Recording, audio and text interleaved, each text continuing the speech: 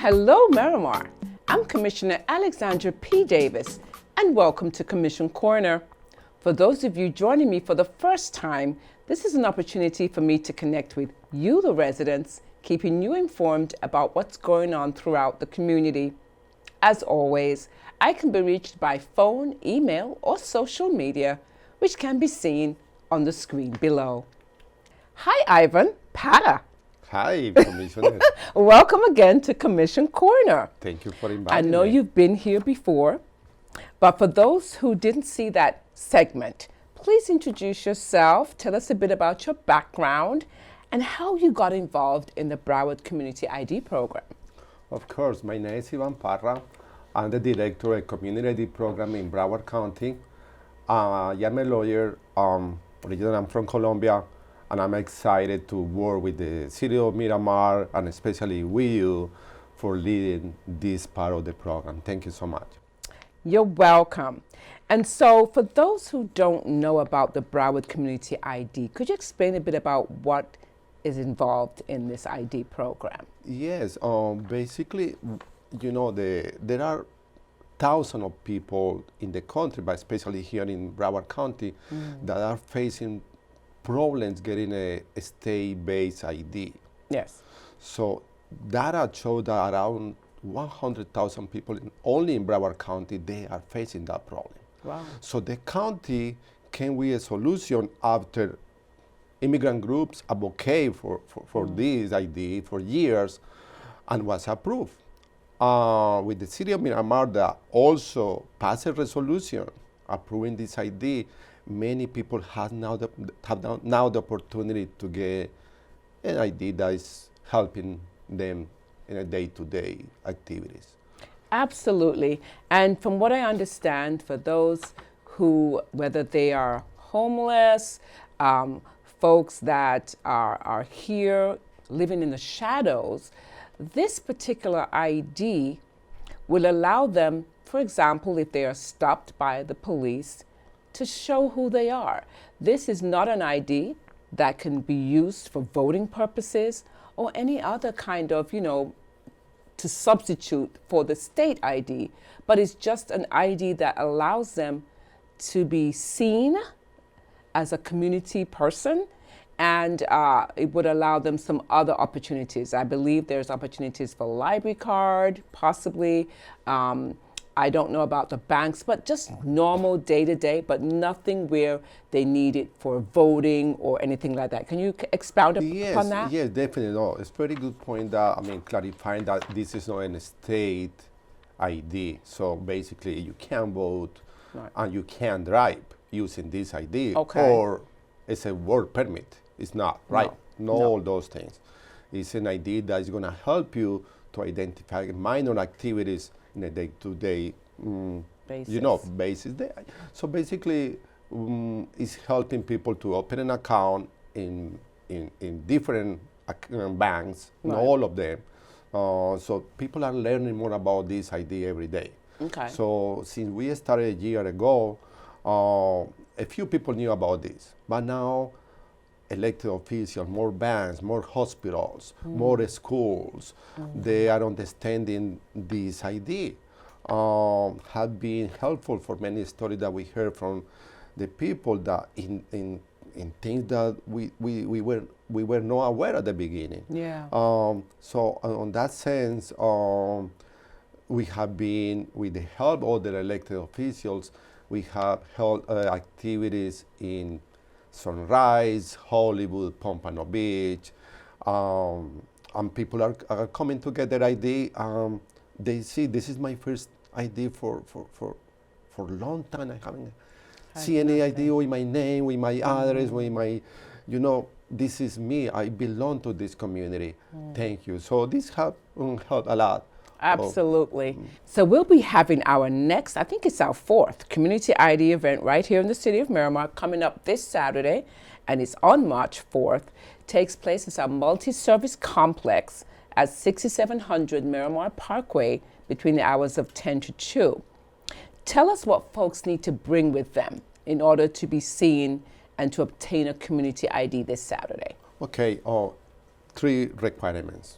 1, It's a proof of identity, a document that has their picture on it, like a passport, like a driver license, ID from their own countries, something that shows their identity. Okay. It could be expired and it's okay, but no super expired like when you were a kid and now you are 28 Adult. years old, right? But so that is important, having Okay. that document. Could be expired, but also needs to be kind of, not that old. A document that proves they are Broward residents. Any document could be also like on an electronic basis. That you have the bill from your phone company, that bill could work. You have an envelope that came from the church or came from a friend showing your name, is okay. If you still don't have address, is your name on any document, so a document signed by a family member or friend that live in the same home. house and saying this person lives with me and notarize that document. So that affidavit is gonna be enough to say, okay, you are a Broward resident, and $20 in cash. $20 That's cash. only three requirements, and that is it. Perfect. Thank you for giving us that information. And at the bottom of the screen, you'll get ways to sign up. I know, Ivan, you have a website or you have a link. What is that? Okay, so if the person want to learn a little bit more, review the requirements, everything is on our website, browardlegal8.org/Broward ID, community ID, browardlegal8.org/community ID. Okay, perfect. Thank you for that. Any parting words? Anything else you want to add regarding this beautiful program that's really helping people come from out of the shadows? Yes, I think this is a response for the community leaders and elected officials that care about people, that say, okay, there are people here facing big troubles every day. Let's bring this relief. It's not that we want to say, part of the advocate groups, but it's something that is going to bring some relief. Yes. It's for marginalized people, basically, like people returning from prison, that they had difficulties getting an ID, returning citizen, or homeless, or arriving immigrants, that, okay, welcome, you are here, helping the economy, helping moving this country forward. We recognize you, we see you, we are with you. Oh, that's a beautiful thing. Thank you so much for coming here, Ivan Potter. We look forward to seeing you again this Saturday. Thank you to your volunteers, Broward Legal Aid, and all those involved in making this possible for so many people. Thank you for your leadership, Commissioner Davis. You're welcome. Have a good day.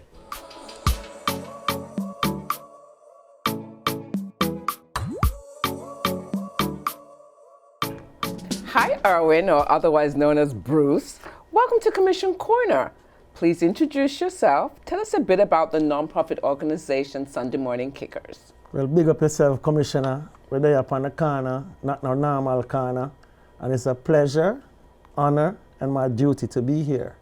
Thank you. I was born in Kingston, Jamaica, and raised in the beautiful parish of St. Anne's. I moved to Miami as a teenager and did my high school in Miami, New Orleans, and I did some schooling in Palm Beach as well. And I wear many hats, but today representing Sunday Morning Crew as Director of Activities. Cool. And it's such an honor to be a part of this nonprofit organization. Absolutely. I know I've known Sunday Morning Kickers over the years. They do an annual event where they give back to the community and scholarships and things of that nature.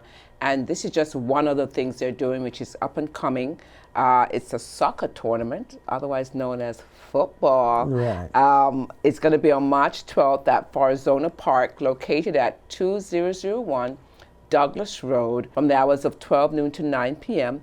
And it's in honor of the late, great soccer legend Pelé. Tell us why it's important for the organization to do this event and what it will all entail. Yes. Well, before I get to King Pele, I must elaborate some more on Sunday Morning Kickers. Sure. They've been a nonprofit 501c3 for over a decade. And the core group of guys that are there, they've been playing for more than 2 decades. Wow. So it's a tight-knit group. And they create a avenue for recreation in the community. Not only soccer, but we play dominoes, we keep barbecues, we keep parties and all that. And we create like a safe environment for the youths to come and pursue their passion. And with the King Pele tournament now, everything kind of relates to the youths being engaged in sports from early age and knowing who their icons are. And King Pele is one of our icons, because growing up, I know about Muhammad Ali, I know about King Pele, I know about Marcus Garvey.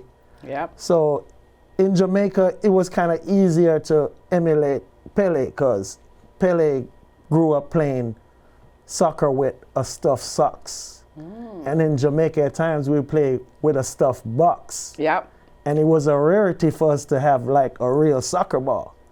So we could really relate to Pele, that the #1 player in the world came from kicking a soccer around. Wow. So, you know, we just have a special love for King Pele. So upon his passing, we thought it was only right for us to honor him. And we're so glad to partner with you, because without you, this wouldn't even be possible. So, I thank you again. You're welcome anytime. Anything for our community, because we know from the islands, a lot of the folks who live here are from the Caribbean. So whether you speak English, French, Dutch, in fact, the Haitian girls got through to the World Cup, the Women's World Cup, for the first time in their history. Absolutely. So we're happy about, of course, the Jamaican girls, the reggae girls have been to the World Cup. And we've watched when Jamaica went to the World Cup. In fact, I was able to go to France to see them play against Argentina, of course. You know, that's the great Argentina. They lost. But the whole idea is that we got to the World Cup. So this is very good for our young people to see you guys over 2 decades, still playing and still looking fit. I guess you're a baller. Absolutely. I'm a baller.